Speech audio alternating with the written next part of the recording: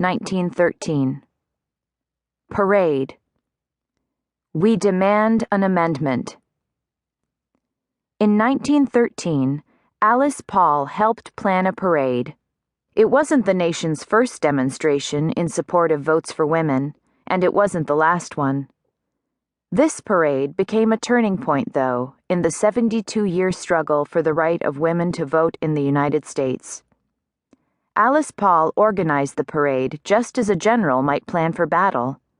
Timing was crucial. The event was set for Monday, March 3rd, the day before the inauguration of the nation's 28th president, Woodrow Wilson.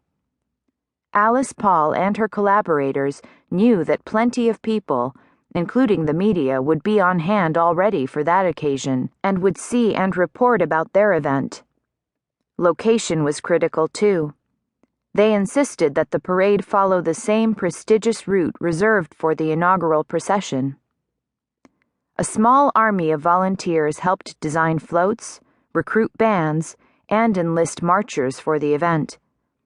Organizers wanted so many women to gather from so many places and with such a varied set of credentials that their presence would be overwhelming. Surely no one, not news reporters, not business leaders, not lawmakers, not the man on the street, not even the newly elected President of the United States, would miss the point. Women, whatever their differences, were committed to one common goal. They wanted the right to vote. As many as 8,000 women converged on Washington, D.C. to take part in the march. Many participants arrived by car or other means of modern transportation. Some made symbolic treks on foot from as far away as New York State. They were welcomed on March 3rd by crisp weather, a cloudless sky, and an estimated 500,000 spectators. Inez Milholland, a beautiful young attorney, set forth past the U.S. Capitol building at the head of the afternoon procession. She was dressed all in white, riding on an all-white horse, and she looked like a modern-day Joan of Arc. We demand an amendment to the Constitution of the United States enfranchising the women of the country, read the Great Demand banner proceeding after her. 6 divisions of women followed, each one representing a theme about women's rights.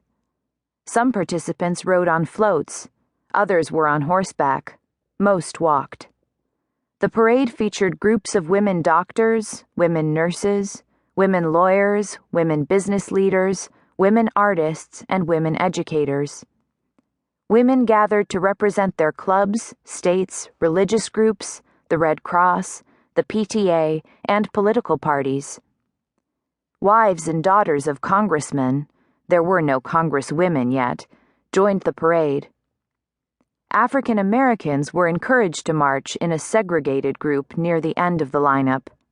At least one, Ida B. Wells Barnett from Chicago, insisted on marching alongside her white suffrage friends from Illinois. Colorful splashes of cloth dotted the scene. Street vendors had sold thousands of yellow Votes for Women pennants. Bunting, or festive hangings of the same color, a traditional hue for the women's campaign, had been added alongside the inaugural decorations of red, white, and blue. Countless marchers wore yellow badges or sashes on their costumes that demanded votes for women. Many were clothed in the all-white attire that signified support for their cause. Numerous cloth banners identified the various groups of marchers.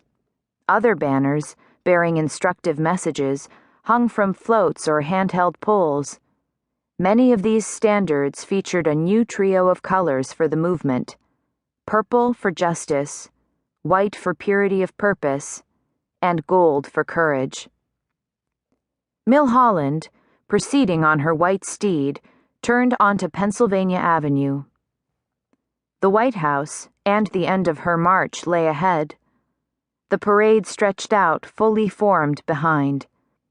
It ranged from an opening section about the voting rights of women in other countries to a closing division of representatives from the United States, including groups of supportive men. To keep listening to this audiobook, I've left you a link in the description so you can do it, at no cost thanks to Audible's 30-day free trial.